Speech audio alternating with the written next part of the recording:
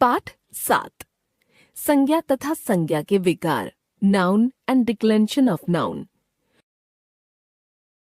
कोलकाता से दादी जी आईं तो उनसे मिलने के लिए दिल्ली से निम्मी बुआ भी आईं। घर में रौनक थी। उनके दोनों बेटों अंगद और अर्जुन ने चुटकुले सुनाकर सबका मनोरंजन किया। ईशानी ने गीत सुनाया। वह बचपन से ही गाती है। इस अनुच्छेद में आए सभी रंगीन नाम पद संज्ञा हैं। इस प्रकार किसी व्यक्ति, वस्तु, स्थान, भाव आदि के नाम को संज्ञा कहते हैं। संज्ञा के भेद। संज्ञा के 3 भेद हैं। 1 व्यक्तिवाचक संज्ञा, 2 जातिवाचक संज्ञा, 3 भाववाचक संज्ञा। व्यक्तिवाचक संज्ञा जिन संज्ञा शब्दों से किसी विशेष स्थान, व्यक्ति अथवा वस्तु का बोध हो उन्हें व्यक्तिवाचक संज्ञा कहा जाता है। निम्नलिखित वाक्यों को पढ़िए। आगरा का ताजमहल प्रसिद्ध है। अमिताभ बच्चन सर्वश्रेष्ठ अभिनेता हैं। गीता, रामायण, कुरान, बाइबल ये सभी धार्मिक ग्रंथ हैं। गंगा, यमुना, ब्रह्मपुत्र, सतलुज, सिंधु आदि प्रसिद्ध नदियां हैं। उपर्युक्त वाक्यों में आए रंगीन पद आगरा, ताजमहल, अमिताभ बच्चन, गीता, रामायण, कुरान, बाइबल, गंगा, यमुना, ब्रह्मपुत्र, सतलुज, सिंधु आदि व्यक्तिवाचक संज्ञाएं हैं। ये सभी पद किसी विशेष व्यक्ति, वस्तु या स्थान का बोध करा रहे हैं। जातिवाचक संज्ञा जो शब्द किसी व्यक्ति, वस्तु या स्थान की पूरी जाति या वर्ग का बोध कराएं उन्हें जातिवाचक संज्ञा कहते हैं। निम्नलिखित वाक्यों को पढ़िए। बकरियां चर रही हैं, बच्चे खेल रहे हैं, बगीचे में फूल खिले हैं, भिक्षुक नगर में घूम रहा है, मेरे दादाजी डॉक्टर हैं।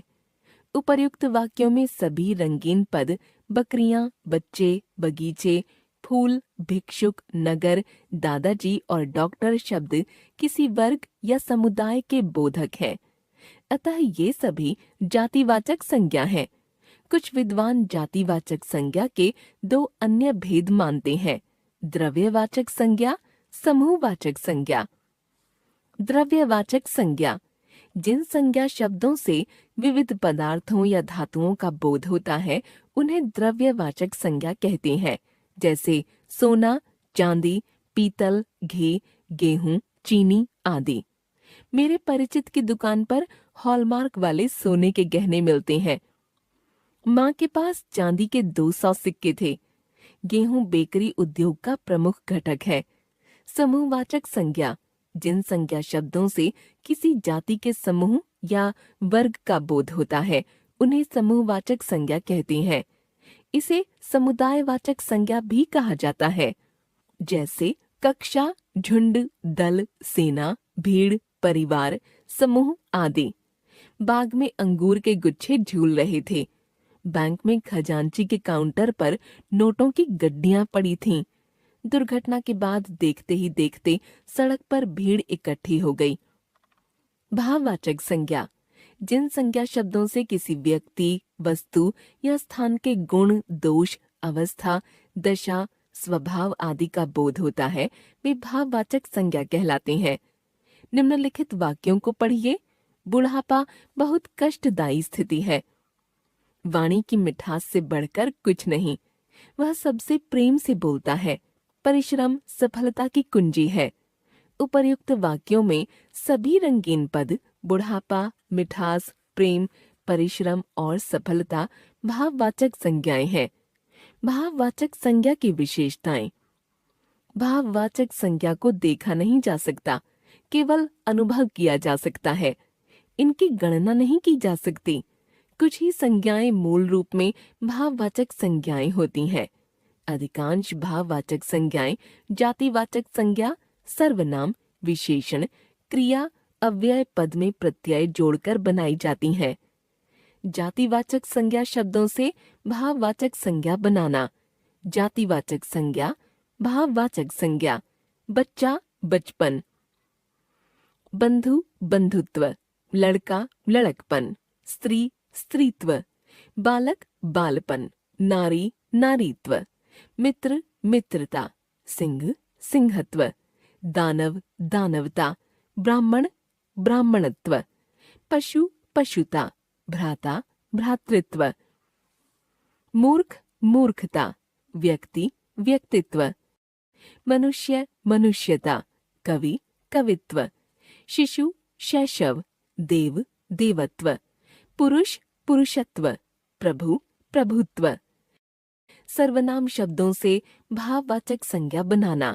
सर्वनाम भाववाचक संज्ञा: अपना अपनत्व या अपनापन, निज निजता या निजत्व, मम ममता या ममत्व, स्व स्वत्व, अहम अहंकार, पराया परायापन, आप आपा, सर्व सर्वस्व। विशेषण शब्दों से भाववाचक संज्ञा बनाना।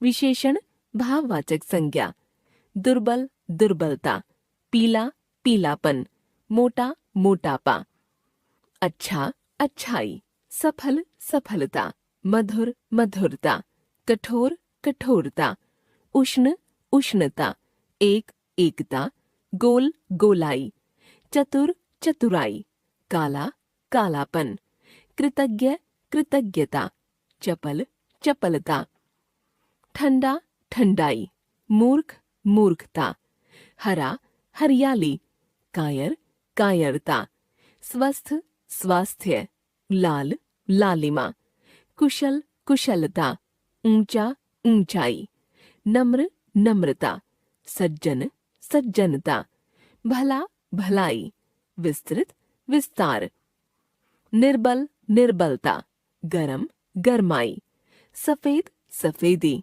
सभ्य सभ्यता। क्रिया शब्दों से भाववाचक संज्ञा बनाना। क्रिया भाववाचक संज्ञा: उड़ना उड़ान, खोजना खोज, चीखना चीख, धोना धुलाई, हारना हार, बचना बचाव, लेना देना लेन देन, थकना थकान, लड़ना लड़ाई, हंसना हंसी, दौड़ना दौड़, लूटना लूट, सुधारना सुधार, चलना चाल, जलना जलन, सीना सिलाई, लिखना लिखावट, कमाना कमाई, पढ़ना पढ़ाई, पूजना पूजन। अव्यय शब्दों से भाववाचक संज्ञा बनाना। अव्यय भाववाचक संज्ञा: निकट निकटता, वाहवाह वाहवाही, समीप समीपता, न्यून न्यूनता, परस्पर पारस्परिक, शाबाश शाबाशी, ऊपर ऊपरी, अधिक अधिकता, नीचे निचला, प्रचुर प्रचुरता, मना मनाही, भीतर भीतरी। एक बार फिर से, किसी व्यक्ति वस्तु स्थान या भाव के नाम को संज्ञा कहते हैं। संज्ञा के प्रमुख 3 भेद हैं: व्यक्तिवाचक संज्ञा, जातिवाचक संज्ञा और भाववाचक संज्ञा। किसी विशेष व्यक्ति, वस्तु या स्थान का बोध कराने वाले शब्द व्यक्तिवाचक संज्ञा कहलाते हैं। किसी व्यक्ति, वस्तु अथवा स्थान की पूरी जाति या वर्ग का बोध कराने वाले शब्द जातिवाचक संज्ञा कहलाते हैं। किसी व्यक्ति, वस्तु अथवा स्थान के गुण, दोष, अवस्था, दशा, स्वभाव का बोध कराने वाले शब्द भाववाचक संज्ञा कहलाते हैं। संज्ञा के विकार: संज्ञा में लिंग, वचन और कारक के कारण परिवर्तन होते हैं। हम एक एक करके प्रत्येक का विस्तार पूर्वक अध्ययन करेंगे। लिंग, जेंडर। सौम्या गीत गा रही है, अध्यापिका श्याम पट्ट पर लिख रही है। घोड़ा दौड़ रहा है, रोहन फुटबॉल खेल रहा है। ऊपर दिए गए वाक्यों में सौम्या और अध्यापिका के लिए रही है क्रियापद तथा घोड़ा और रोहन के लिए रहा है क्रियापद आए हैं। क्या आपको समझ में आया कि ऐसा क्यों हुआ है? बच्चों, सौम्या और अध्यापिका स्त्री जाति का बोध करा रही हैं तथा घोड़ा और रोहन पुरुष जाति का। शब्द का वह रूप जो स्त्री जाति या पुरुष जाति का बोध कराता है उसे लिंग कहते हैं। लिंग के भेद। लिंग के 2 भेद हैं, लिंग पुल्लिंग स्त्रीलिंग। पुल्लिंग, जिन शब्दों से पुरुष जाति का बोध होता है उन्हें पुल्लिंग कहते हैं। उदाहरण: अध्यापक, मोर, आदमी, लड़का, हाथी आदि। स्त्रीलिंग, जिन शब्दों से स्त्री जाति का बोध होता है उन्हें स्त्रीलिंग कहते हैं। उदाहरण: बालिका, बुढ़िया, चिड़िया, माँ आदि। सामान्य रूप में पुल्लिंग और स्त्रीलिंग शब्द एक दूसरे में परिवर्तित हो जाते हैं, जैसे लड़का से लड़की, अध्यापक से अध्यापिका आदि। लिंग की पहचान। पुल्लिंग की पहचान। नीचे कुछ ऐसे शब्दों की सूची दी जा रही है जो प्रायः पुल्लिंग होते हैं। अन्न के नाम: गेहूं, चावल, जौ, बाजरा आदि। द्रव्यों के नाम: तेल, दूध, घी, पानी, शरबत, डीजल, पेट्रोल आदि। धातुओं के नाम: लोहा, तांबा, पीतल, स्टील, सोना, इस्पात आदि। देशों व महाद्वीपों के नाम: भारत, चीन, बांग्लादेश, अफ्रीका, एशिया आदि। दिनों और महीनों के नाम: सोमवार, मंगलवार, चैत्र, वैशाख आदि। पेड़ों के नाम: शीशम, नीम, पीपल आदि। पर्वतों के नाम: हिमालय, विंध्याचल, सतपुड़ा आदि। शरीर के कुछ अंगों के नाम: हाथ, पैर, बाल, नाखून, जंघा आदि। ग्रहों के नाम: सूर्य, चंद्र, मंगल, बुध, शुक्र, केतु, राहु आदि। अपवाद: पृथ्वी। स्त्रीलिंग की पहचान। निम्नलिखित शब्द प्रायः स्त्रीलिंग होते हैं। अन्न के नाम: मकई, ज्वार आदि। द्रव्यों के नाम: चाय, लस्सी, कॉफी आदि। धातुओं के नाम: चांदी। कुछ बर्तनों के नाम: कटोरी, थाली, चम्मच आदि। कुछ आभूषणों के नाम: माला, अंगूठी, चूड़ी आदि। शरीर के कुछ अंगों के नाम: आंख, नाक, बाह, कलाई, जीभ, टांग, पलक आदि। नदियों के नाम: गंगा, यमुना, सतलुज, कावेरी आदि। बोलियों एवं भाषाओं के नाम: खड़ी बोली, अवधी, पहाड़ी, रूसी, नेपाली आदि। तिथियों के नाम: पूर्णिमा, अमावस्या, प्रथमा, द्वितीया आदि। नक्षत्रों के नाम: स्वाति, रोहिणी, चित्रा, अश्विनी आदि। विशेष: हिंदी में प्रायः सभी नदियों के नाम स्त्रीलिंग जाति का बोध कराते हैं। हिंदी तिथियां दोनों पक्षों की प्रथम प्रतिपदा से लेकर पूर्णिमा तक सभी स्त्रीलिंग का बोध कराती हैं। सभी नक्षत्रों के नाम प्रायः स्त्रीलिंग में आते हैं। बोलियां और अप्राणीवाचक भाववाचक संज्ञाएं, लिखावट, बुनावट आदि स्त्रीलिंग जाति की होती हैं। कुछ अपवादों को छोड़कर प्रायः दीर्घ मात्रांत शब्द स्त्रीलिंग जाति का बोध कराते हैं, जैसे नदी, कुर्सी, लीची आदि। कुछ संज्ञा शब्दों का प्रयोग स्त्रीलिंग तथा पुल्लिंग दोनों में होता है, जैसे राष्ट्रपति, प्रधानमंत्री, मंत्री, डॉक्टर, मैनेजर इत्यादि। अन्य पुल्लिंग स्त्रीलिंग शब्द: पुल्लिंग शब्द: मकान, घर, छप्पर, पड़ोस। मंजन, फर्श, फूल, गुलाब, कमल, रंग। बाजार, जुलूस, मेला, उपहार, डंडा, भूचाल। पान, मित्र, कार्य, अमृत, नृत्य, बुखार। षड्यंत्र, कीर्तन, कानून, उपवास, कल्याण। होंठ, दांत, ताला, नल, ध्वज, लालच। डमरू, थप्पड़, टिकट आदि। स्त्रीलिंग शब्द: झोपड़ी, हींग, लौंग, सुपारी, इलायची। भीड़, हंसी, बोली, मित्रता, शत्रुता, कक्षा। रक्षा, भिक्षा, टिकिया, छाया, जनता। चोरी, फसल, कसम आदि। स्मरणीय तथ्य: ती प्रत्ययांत शब्द स्त्रीलिंग होते हैं, जैसे कीर्ति, मति, रति, गति आदि। ता प्रत्ययांत शब्द सदा स्त्रीलिंग होते हैं, जैसे जनता, शत्रुता, कटुता, मृदुता, एकजुटता आदि। पुल्लिंग शब्दों को स्त्रीलिंग में परिवर्तित करने के नियम। अक से अंत होने वाले शब्द सदा इका में परिवर्तित होकर स्त्रीलिंग बन जाते हैं, जैसे शिक्षक शिक्षिका, प्रेक्षक प्रेक्षिका, सेवक सेविका, बालक बालिका, गायक गायिका, धावक धाविका, चालक चालिका, नायक नायिका, परिचायक परिचायिका, निर्देशक निर्देशिका।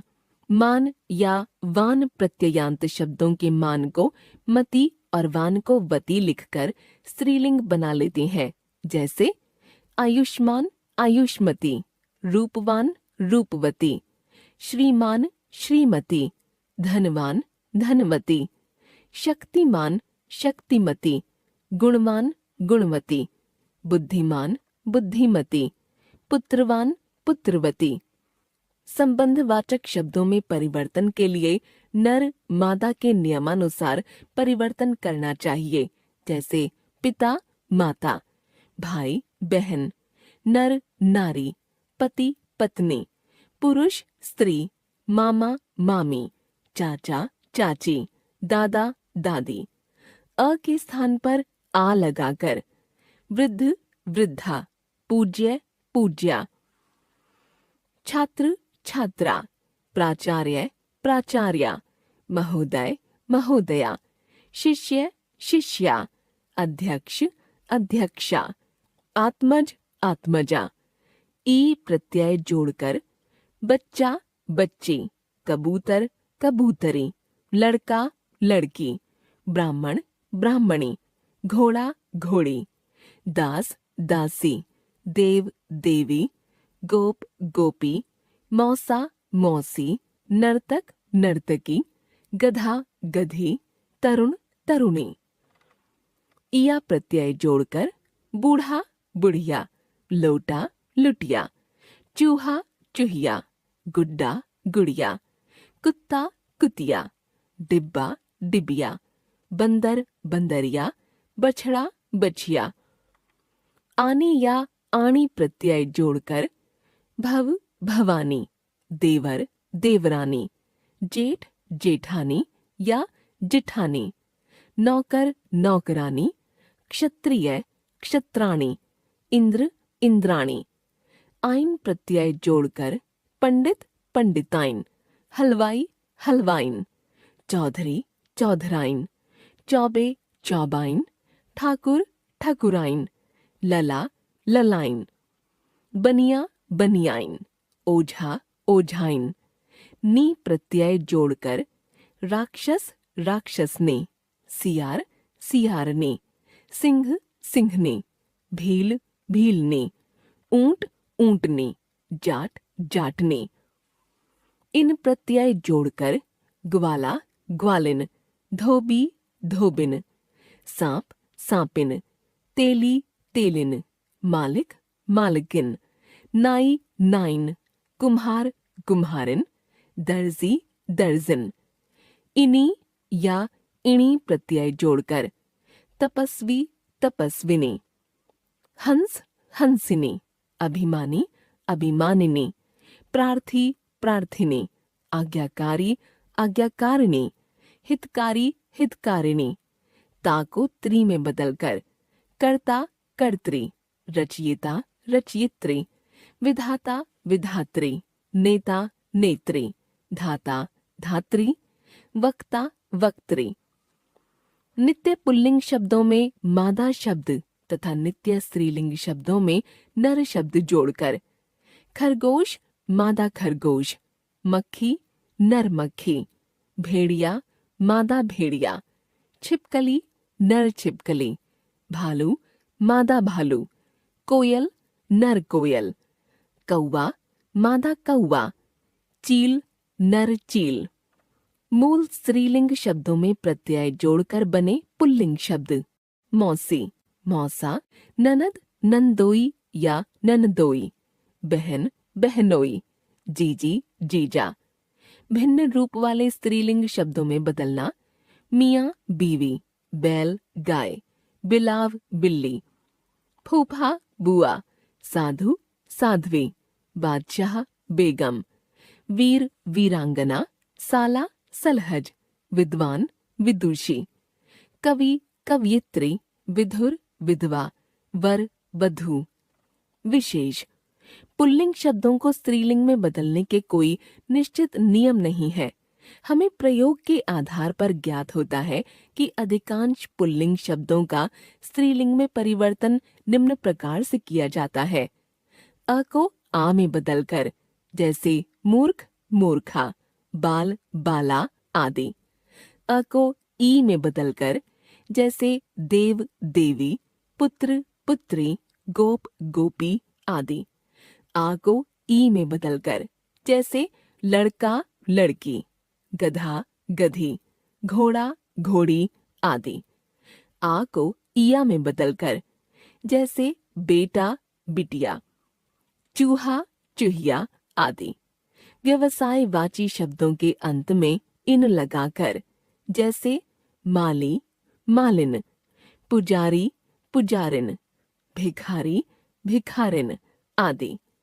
कुछ जाति या उपनामों में आइन लगाकर, जैसे लाला, ललाइन, ठाकुर, ठकुराइन आदि।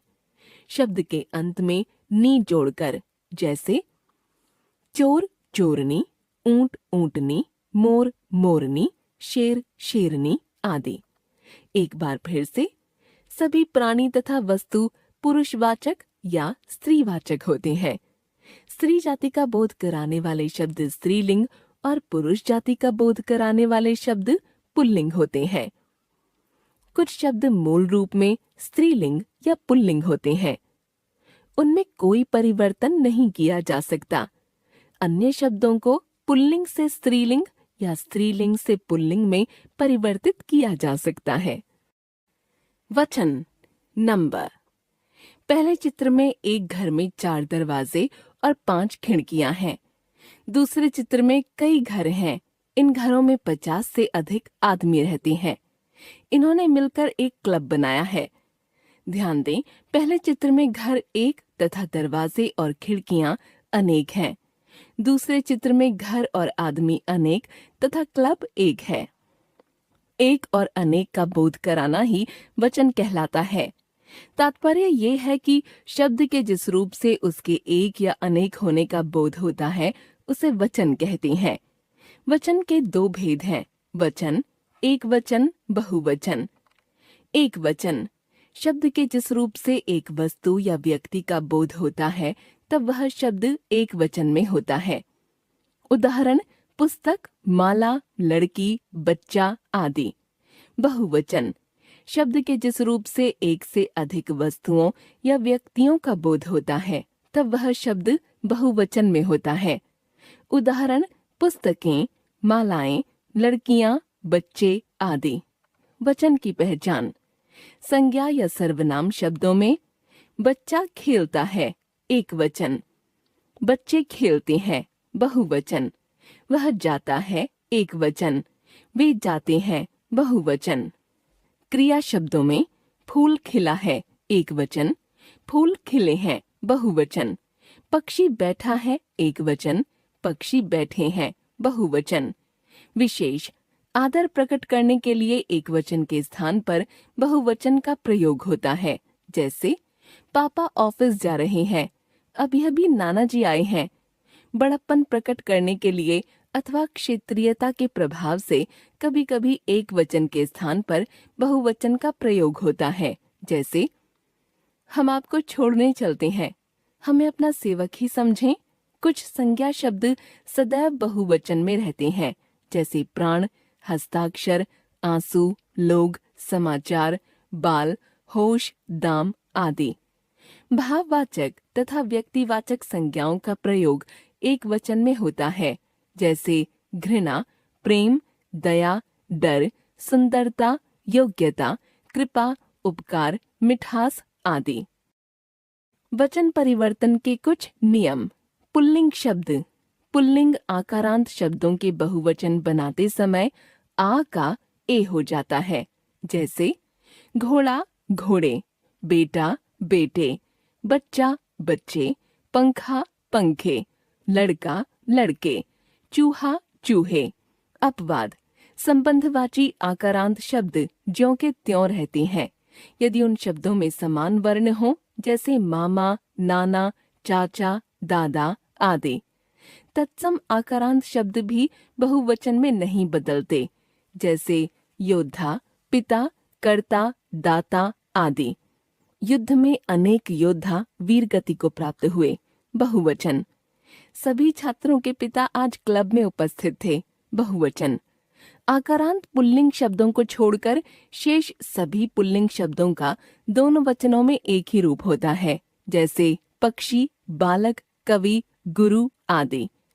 आकाश में पक्षी उड़ रहे हैं, बालक शोर मचा रहे हैं, कवि वृंद अपनी कुर्सियों पर बैठ गए, गुरुजन के चरणों में शत शत नमन। स्त्रीलिंग शब्द: अकारांत स्त्रीलिंग में अ के स्थान पर ए हो जाता है, जैसे पुस्तक, पुस्तकें, सड़क, सड़कें, आंख, आंखें, दीवार, दीवारें, रात, रातें, मेज, मेजें, झील, झीलें, बात, बातें।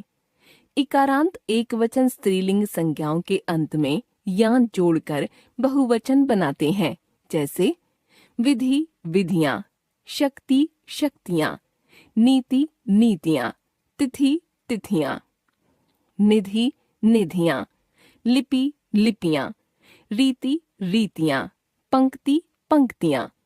ईकारांत एकवचन स्त्रीलिंग संज्ञाओं से बहुवचन बनाने में ई को ई करके या जोड़ते हैं, जैसे नदी, नदियां, स्त्री, स्त्रियां, कली, कलियां, तितली, तितलियां, टोपी, टोपियां, मछली, मछलियां, साड़ी, साड़ियां, गाड़ी, गाड़ियां, देवी, देवियां, मूर्ति, मूर्तियां। आकारांत उकारांत एकवचन स्त्रीलिंग संज्ञाओं में ए जोड़कर बहुवचन रूप बनाते हैं, जैसे शाखा, शाखाएं, ऋतु, ऋतुएं, गाथा, गाथाएं, वस्तु, वस्तुएं, कविता, कविताएं, धातु, धातुएं, शिक्षिका, शिक्षिकाएं, माला, मालाएं।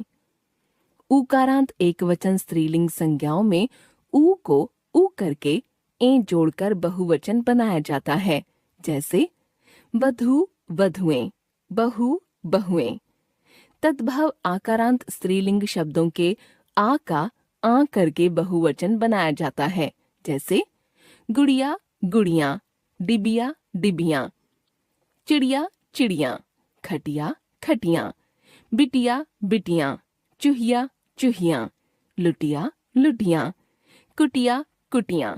परसर्ग सहित संज्ञाओं के बहुवचन रूप: संज्ञा शब्दों में परसर्ग लगने पर तिर्यक रूप में बहुवचन में ओ होता है, जैसे बच्चा, बच्चे ने, एकवचन, बच्चों ने, बहुवचन, लड़का, लड़के ने, एकवचन, लड़कों ने, बहुवचन, छात्र, छात्र ने, एकवचन, छात्रों ने, बहुवचन, शिष्य, शिष्य ने, एकवचन, शिष्यों ने, बहुवचन, राजा, राजा ने, एकवचन, राजाओं ने, बहुवचन, लता, लता में, एकवचन, लताओं में, बहुवचन। गण, जन, वृंद आदि समूहवाची शब्दों को संज्ञा के साथ जोड़कर बहुवचन बनाते हैं, जैसे छात्रगण, गुरुजन, पाठक वृंद। एक बार फिर से, शब्द के जिस रूप से उसके एक या अनेक होने का पता चले उसे वचन कहते हैं।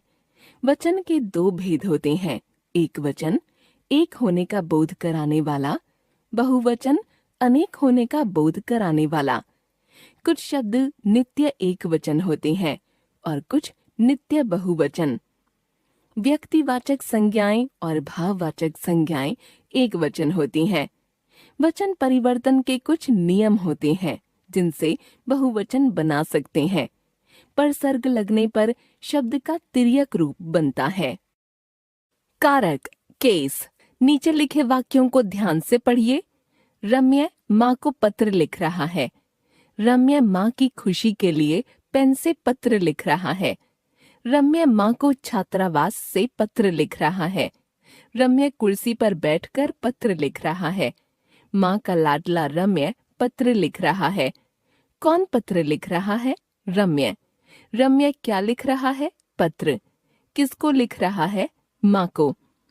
किसकी खुशी के लिए लिख रहा है? माँ की। किस लिए लिख रहा है? खुशी के लिए। किससे लिख रहा है? पेन से। कहाँ से लिख रहा है? छात्रावास से। किस पर बैठकर लिख रहा है? कुर्सी पर। रम्य किसका लाडला है? माँ का। ये रंगीन पद क्रिया का अनुगमन कर रहे हैं। क्रिया का अनुगमन करने वाला होता है कारक। ये संज्ञा या सर्वनाम का क्रिया के साथ संबंध बताते हैं।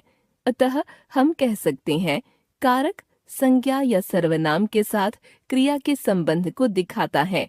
संज्ञा या सर्वनाम पदों का क्रिया के साथ संबंध बताने के लिए को, के लिए, से, का, में, पर आदि चिन्हों का प्रयोग किया जाता है। ये कारक चिन्ह कहलाते हैं। इन्हें परसर्ग भी कहते हैं। कारक के 8 भेद हैं। कारक कर्ता, कर्म, करण, संप्रदान, अपादान, संबंध, अधिकरण, संबोधन। कर्ता कारक जिस संज्ञा या सर्वनाम पद से क्रिया की जाती है वह कर्ता कारक कहलाता है। कर्ता का परसर्ग है ने। आराध्या ने चित्र बनाया। वह चित्र बनाती है। वह चित्र बनाएगी। ऊपर दिए गए वाक्यों में आराध्या तथा वह कर्ता हैं। क्रिया को संपादित करने वाला कर्ता होता है। इसमें ने का प्रयोग हो भी सकता है और नहीं भी।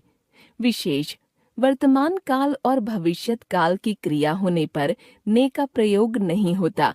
बालक खाना खाता है। वर्तमान। सागरिका कविता याद करेगी। भविष्यत। भूतकाल की अकर्मक क्रिया में भी ने का प्रयोग नहीं होता, जैसे बालिका सो गई। कर्म कारक जिस संज्ञा या सर्वनाम पर क्रिया का फल या प्रभाव पड़ता है उसे कर्म कारक कहते हैं। कर्म का परसर्ग को है। अगस्त्य ने बिल्ली को पकड़ा। अगस्त्य ने बिल्ली पकड़ ली। दोनों वाक्यों में क्रिया का फल बिल्ली पर पड़ रहा है, अतः को परसर्ग के बिना भी कर्म कारक होता है। विशेष सकर्मक क्रिया में कर्म की अपेक्षा होती है, जैसे गगन पढ़ता है। क्या पढ़ता है? एकदम प्रश्न उठता है। गगन पुस्तक पढ़ता है। पुस्तक कर्म है, जबकि अकर्मक वाक्य में रमन सोता है। क्या सोता है?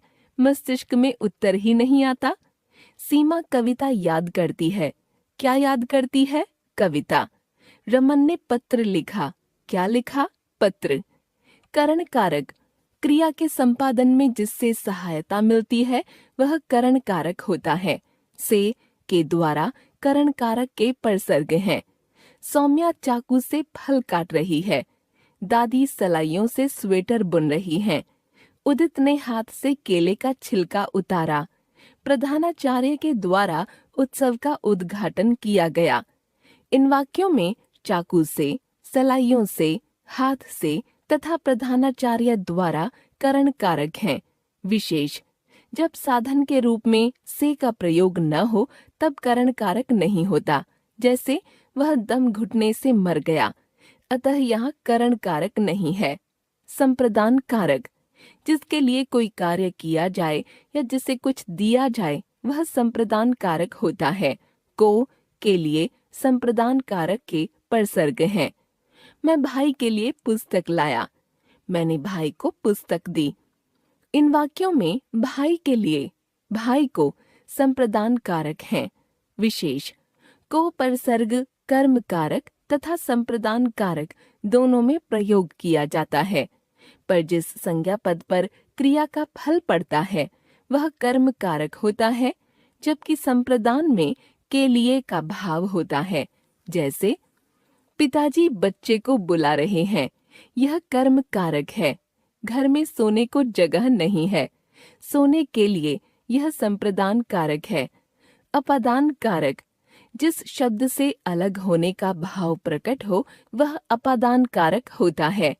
अपादान कारक का से परसर्ग होता है, जैसे रोहन छत से गिर गया, वह गांव से चला गया।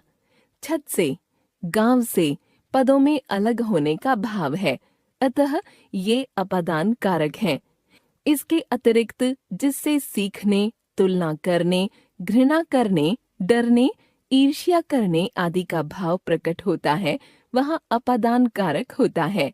जैसे नेहा ने अध्यापिका से संगीत सीखा। रोहन आदित्य से अधिक बुद्धिमान है। हिया रमन से घृणा करती है। मैं धमाके की आवाज से डर गया। तुम उससे ईर्ष्या क्यों करती हो? विशेष करण कारक में से साधन है और अपादान में अलगाव। इस बात का सदा ध्यान रखें कि अपादान में से में स्थिरता होती है। यानी अगर कहें पेड़ से फल गिरा तो पेड़ स्थिर है, उससे अलग हुआ फल। यदि कहें चाकू से फल काटा तो चाकू स्थिर नहीं है तथा क्रिया करने में सहायता कर रहा है, अतः करण कारक हुआ। अन्य उदाहरण, वह स्टेशन से गाड़ी से घर आया। यह पहला स्टेशन से अपादान है, स्टेशन स्थिर है, लेकिन दूसरा गाड़ी से में गाड़ी ने उसे घर पहुंचाने में सहायता की, अतः यह करण कारक है। संबंध कारक, जो संज्ञा या सर्वनाम शब्द वाक्य में दूसरे संज्ञा और सर्वनाम से संबंध दिखाता है, वह संबंध कारक होता है। इसके परसर्ग संज्ञा के लिंग वचन के अनुसार का, के, की, रा, रे, री, ना, ने, नी होते हैं। जैसे आम के पेड़ पर बहुत आम लगे हैं। आज राजू की बहन आई है। मेरा भाई बहुत लंबा है। रंगीन पद क्रमशः आम का पेड़ से, राजू का बहन से और मेरा का भाई से संबंध बता रहे हैं। विशेष, कुछ विद्वान संबंध कारक को कारक का भेद नहीं मानते, क्योंकि ये संज्ञा का संज्ञा से संबंध बताते हैं, न कि क्रिया से। जैसे यह लकड़ी का दरवाजा है, वहाँ पत्थर की मूर्ति है। यह संबंध संज्ञाओं में है, पर वाक्य की पूर्ति क्रिया से हो रही है। अधिकरण कारक, जिस शब्द से क्रिया के आधार का बोध हो वह अधिकरण कारक होता है। में, पर अधिकरण कारक के परसर्ग हैं। जैसे सैनिक घोड़े पर सवार होकर चला गया। यह पुस्तक मेज पर रख दीजिए। इस पाठ का सार संक्षेप में बताइए। कुएं में कुछ तो गिरा है। विशेष, कई बार परसर्ग का प्रयोग नहीं होने पर भी में, पर का भाव होता है। जैसे उसके घर कोई आया हुआ है, तात्पर्य है उसके घर में कोई आया है, अतः यह अधिकरण कारक है। संबोधन कारक, जब किसी को पुकारा जाए तो संबोधन कारक होता है। इसमें वाक्य में अक्सर हे, अरे आदि लगा देते हैं, साथ में संबोधन चिन्ह भी लगाते हैं। हे राम, कहाँ हो? अरे बच्चे, कीचड़ में नहीं खेलते। बच्चों, बैठ जाओ। एक बार फिर से। वाक्य में संज्ञा और सर्वनाम पदों का क्रिया के साथ जो संबंध होता है उसे कारक कहते हैं। कारक के 8 भेद होते हैं। 1 कर्ता कारक, 2 कर्म कारक, 3 करण कारक, 4 संप्रदान कारक, 5 अपादान कारक, 6 संबंध कारक, 7 अधिकरण कारक, 8 संबोधन कारक।